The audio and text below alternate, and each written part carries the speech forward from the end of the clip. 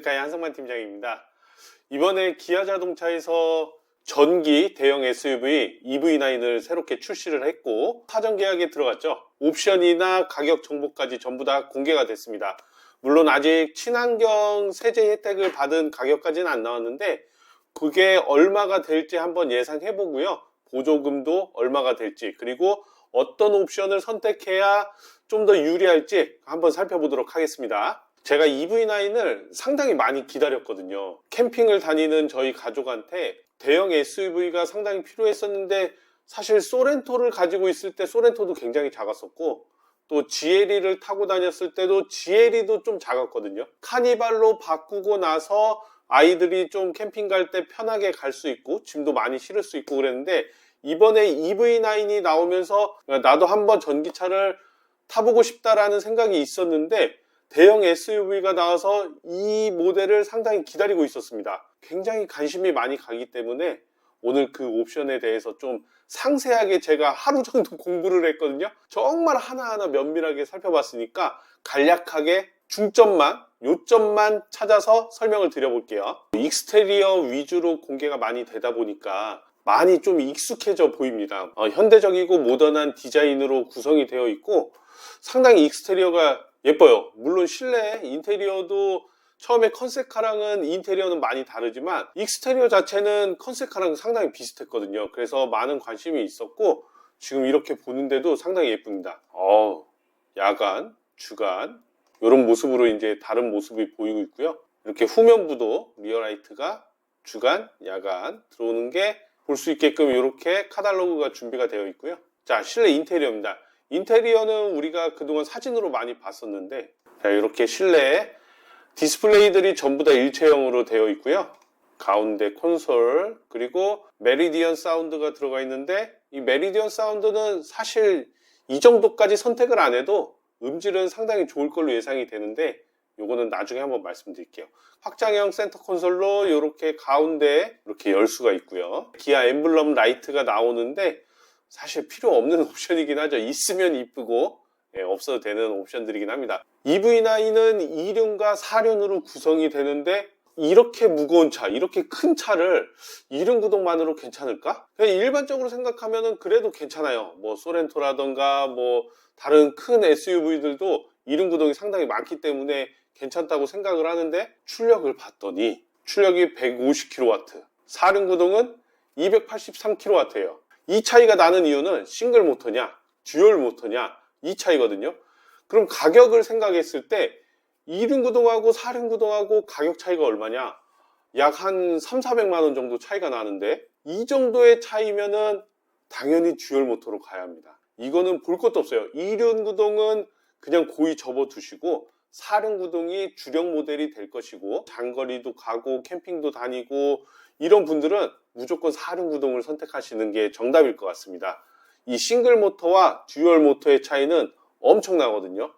단순히 이 출력 150kW, 283kW, 이 출력이 그냥 우리 내연기관 마력수로 따지면은 204마력, 203마력, 204마력 요 정도 되겠네요. 그리고 283kW는 한 380마력, 385마력 요 정도 사이에서 왔다 갔다 할 건데, 이 정도의 출력이면은 공차 중량이 2.4톤이 넘는 2400kg가 넘는 EV9한테는 듀얼 모터를 쓰는 게 정답입니다. 예를 들어서 차량 가격이 뭐 5천만 원 미만이다 이러면은 350만 원 요 정도의 2륜 구동, 4륜 구동 선택하면 2륜을 많이 생각해 볼 수 있는데, 차량 가격대가 7~8천만 원대면 이 정도에서 싱글 모터냐 듀얼 모터냐 선택을 하면은 저는 무조건 듀얼 모터로 선택을 할 것 같아요.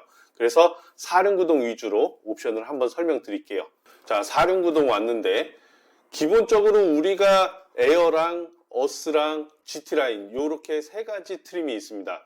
에어랑 어스를 비교할 거고, 어스에서 이제 좀 익스테리어 쪽으로 많이 치우친 GT라인까지 같이 설명을 드릴 건데, 에어하고 어스, 제가 볼 때는 이제 고민하시는 것들은 대부분 에어냐 어스냐 이거를 제일 많이 고민하실 것 같고, 조금 더 나는 익스테리어까지 신경을 쓴다 라고 하시면은 GT라인까지 생각을 해보실 것 같은데, 그 차이를 한번 보여드릴게요. 일반적으로 제일 낮은 트림을 우리는 깡통이라고 부르죠. 그래서 에어에는 뭐가 들어가 있나 이렇게 봤더니 그냥 얼핏 봐도 기본적인 옵션들이 다 들어가 있어요. 이 기본적인 옵션에서 우리가 이거는 원래 옵션 선택이었는데 옵션 선택으로 할 것 같은데 라고 생각했던 고급 옵션들까지 에어에 들어가 있는데, 특별히 뭐가 있냐면요, 자, 실내 V2L 컨센트, ADAS에서도 상당히 많이 들어가 있죠.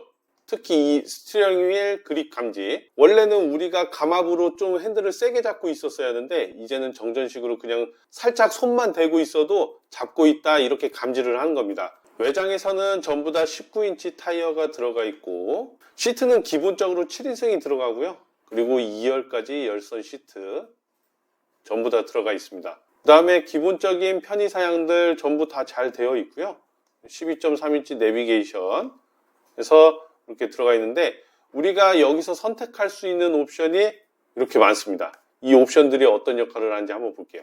자, 옵션 선택을 보는데 정말 또 많아요. 이 선택할 수 있는 옵션들이 많은데, 우리가 기본적으로 선택하는 옵션들을 보면은 이 빌트인 캠은 이제 필수적으로 하시는 게 좋을 것 같습니다. 이제 빌트인 캠 설명을 드릴 때, 빌트인 캠 1은 무조건 배제를 했었는데 2는 이제 상당히 좋아졌죠. 그리고 빌트인 캠 2에서 여기에는 증강현실 내비게이션까지 들어가 있는데 이 가격이 60만 원이다. 상당히 괜찮아요. 요거는 필수적으로 선택을 한번 하고 갈게요.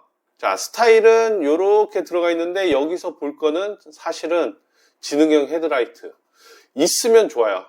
있으면 좋은데, 사실 이렇게 경기도나 수도권, 서울 경기 지역인 수도권이나 지방에서도 대도시나 고속도로를 많이 타시는 분들은 야간에 가로등 많기 때문에 사실 요 지능형 헤드라이트까지는 크게 필요는 없습니다. 물론 있으면 좋은 건데 필요는 없으니까, 스타일은 외관의 모습이 조금 더 예뻐 보이고 싶다 하시는 분들만 선택하시면 좋을 것 같아요. 그리고 컨비니언스 보면은 제가 여기서 좀 실망을 했는데, 이렇게 큰 차에 이 파워 테일게이트 요거는 그냥 기본 사양에 넣어줬으면 어땠을까 그런 생각이 드는데, 이거 하나 때문에 컨비니언스를 선택하기가 너무 아쉬워요. 요거 때문에 선택하실지 컨비니언스는 그렇게 해서 한번 넘어가고요.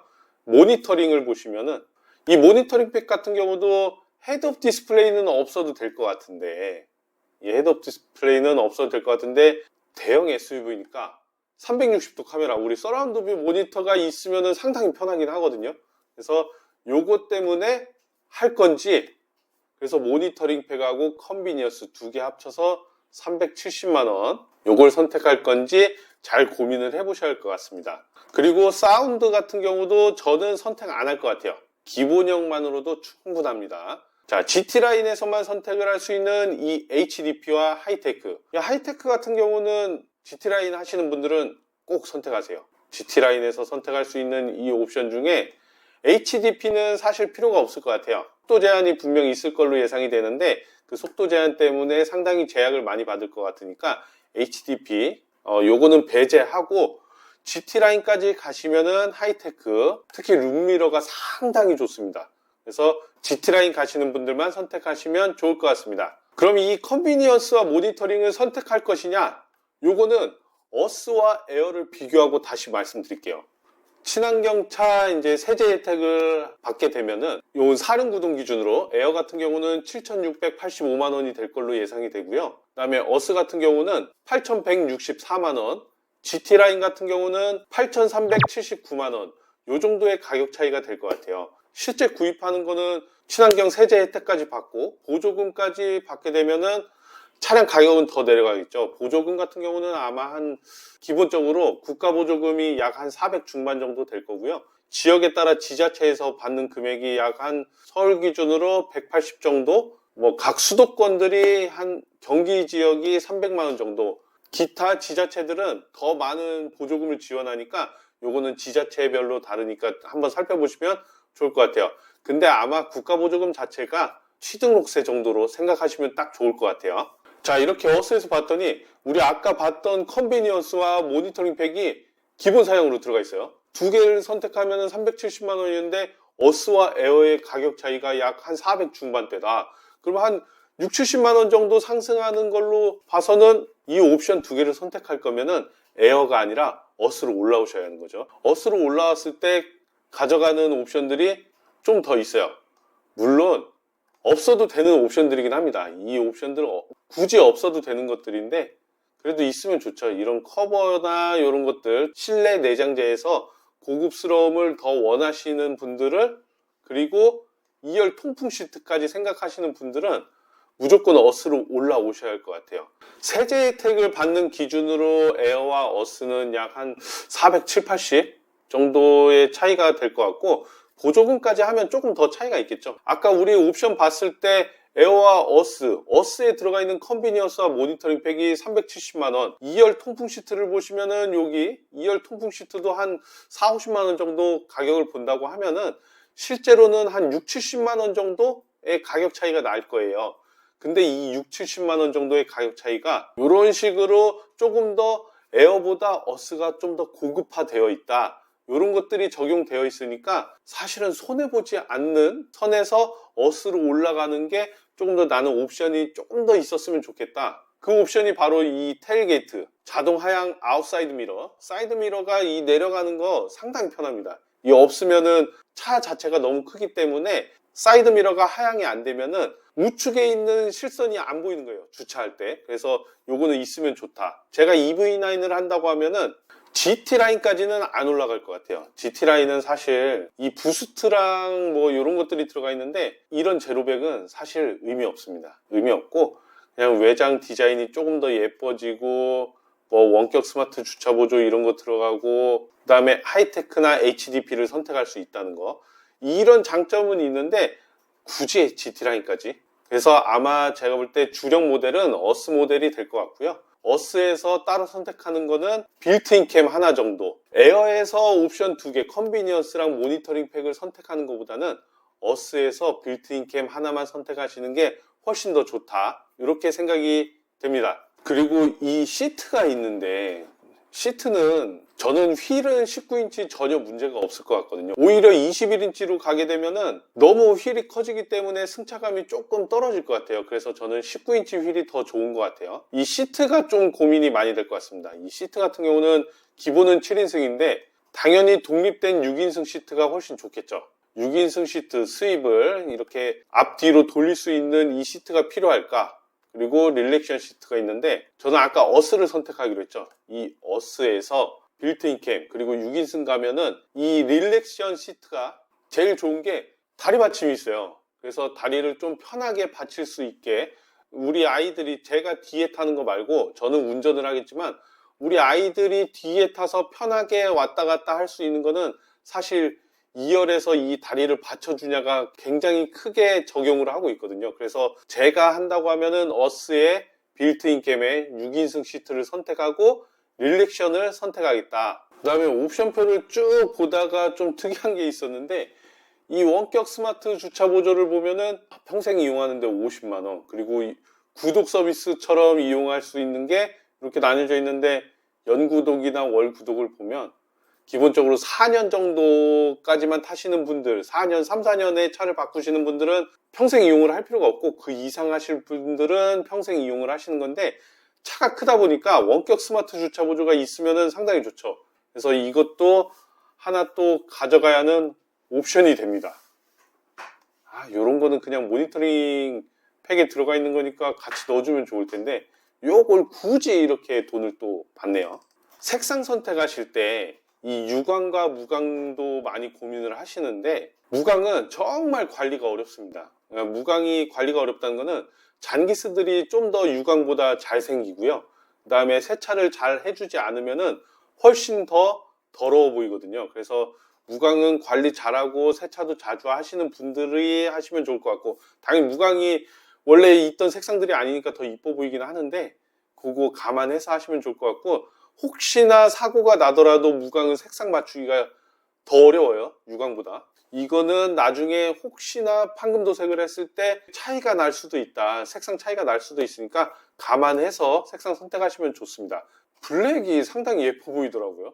저는 사실 차 블랙 그렇게 좋아하지 않는 편인데 EV9이 블랙이 상당히 예뻐 보이더라고요. 그래서 하게 되면은 블랙이나 요 판테라 메탈, 요 색상 중에 고민을 많이 할 것 같은데, 사실 가장 무난한 거는 요 화이트긴 하죠. 이렇게 색상들이 있고 좀 특이한 거 원하시는 분들 선택하시면 좋을 것 같아요.